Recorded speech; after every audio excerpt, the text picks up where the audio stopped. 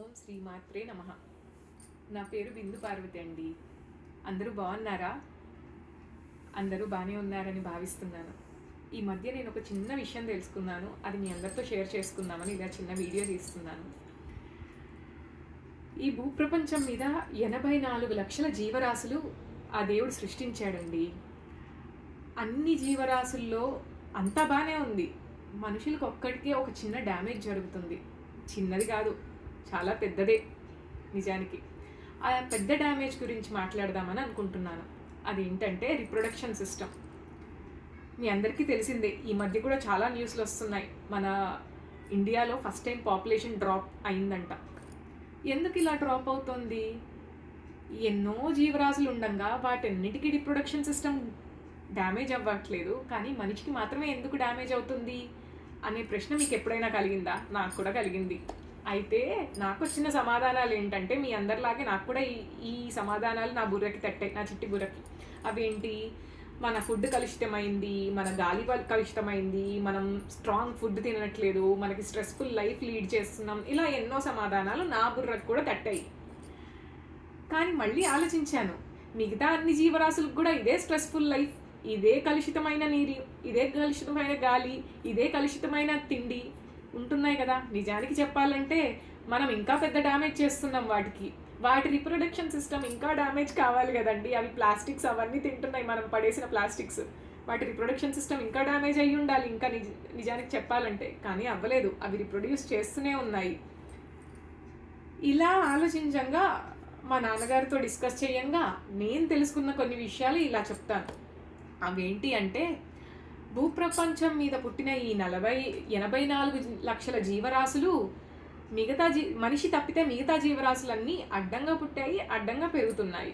వాటికి బుద్ధి జ్ఞానం అనేవి దేవుడు ఇవ్వలేదు, కానీ మనిషి మాత్రం అడ్డంగా పుట్టాడు, నిలువుగా పెరుగుతున్నాడు. బుద్ధి జ్ఞానం అనేవి దేవుడు ఇచ్చాడు. వాటికి బుద్ధి జ్ఞానం ఇవ్వలేదు కాబట్టి కొన్ని ధర్మాలు, కొన్ని కర్తవ్యాలు అవి చేయకపోయినా పర్వాలేదు, వాటి జీవనం సాగుతూనే ఉంటుంది. కానీ మనిషి అలా కాదండి. మనం ఇలా పుట్టినందుకు మనకి గ్రాటిట్యూడ్ అనేది ఒకటి ఉండాలి. ఆ గ్రాటిట్యూడ్తో మనం కొన్ని పోగొట్టుకోగలం. అదేంటంటే చెప్తాను. అదే పితృరుణం. మనం ఈ భూమి మీదకి దేనివల్ల వచ్చాము? మన తల్లి తండ్రి వాళ్ళు మనకి జన్మనిచ్చారు. వాళ్ళ వల్లే ఈ భూమి మీదకి మనం వచ్చాము. వాళ్ళ తల్లిదండ్రులు సరే, వాళ్ళకి మనం చేయాల్సిన కొన్ని ధర్మాలు ఉన్నాయి. అదే పితృరుణం అంటారు. ఆ రుణం తీర్చుకోకపోవడం వల్లనే మన రిప్రొడక్షన్ సిస్టమ్, మన నెక్స్ట్ జనరేషన్ అనేది ప్రొడ్యూస్ అవ్వట్లేదు అనేది నేను తెలుసుకున్న విషయం. అది ఎలా అని అంటారా?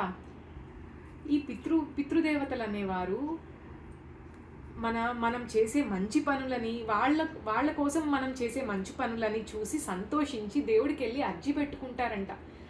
అయ్యా దేవుడా, నా కోసం నా మనవడో నా కొడుకో ఇలా పితృరుణాలు మంచి పనులు చేస్తున్నారు.